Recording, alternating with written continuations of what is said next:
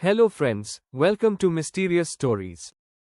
For an ordinary man, an airport is a means of air travel through which he can go from one city to another or from one place to another. Nevertheless, if a flight malfunctions, a person must stay at the airport. If he gets stuck, he'll be stranded in a few hours. Today, I'm going to tell you about a man who spent 7 months stranded in an airport in Malaysia. His name is Hassan Al Kontar. This dude is a stranger. He was born in Syria. This story begins in 2006 when Hassan was receiving army training in Syria. During this time, he received a job offer as a marketing manager from Dubai. So, he quit his training in the midst and traveled from Syria to Dubai. The man was earning a comfortable living from his employment here, but when the war in Syria broke out in 2011, his work visa in Dubai expired, and the Dubai authorities refused to renew it, preferring to send him back to Syria. He was about to report back, but he didn't want to go because he had left his war training incomplete, and he was concerned that if he went back to his hometown, he would be imprisoned and forced to participate in the war. He requested that he be sent to countries such as Malaysia, so he could explain his situation. Only then did Malaysia permit him to enter their nation. However, when he reached the airport in Kuala Lumpur, he was held there. He was not allowed to leave, and he was constantly pleading with everyone. He kept doing this, but he was not permitted to walk out. Instead, he was held as a Syrian refugee at this airport. Friends, he was not allowed to leave the airport, and he could not work there. Now, this man was stuck at the airport with no other option than to return to Syria, but Hassan did not want to go back to Syria. Whatever little money he had began to slowly run out, and he, too, was quite worried. He spent a month in this state of worry. His personal life passed away, and he worked under the airport stairs for a month with much difficulty. The folks who came through would give him something to eat and drink to satisfy his stomach, but he was in serious difficulty here.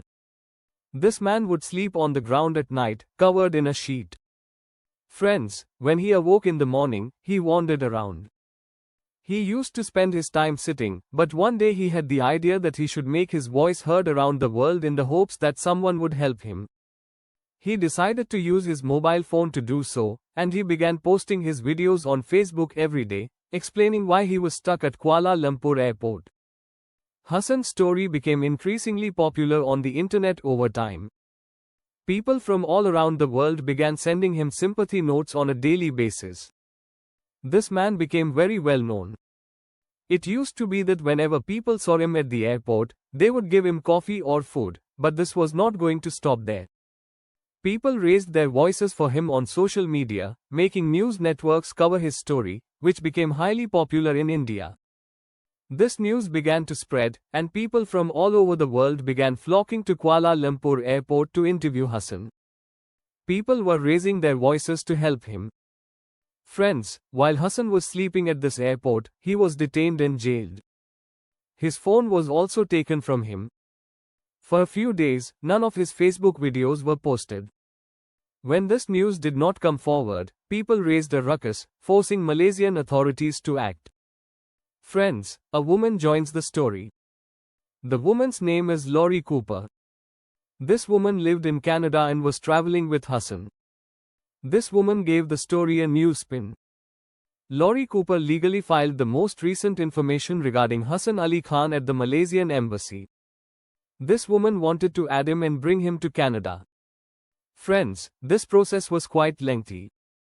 But because Hassan's story had become so popular, the work that was scheduled to take 28 months was completed in just 2 months.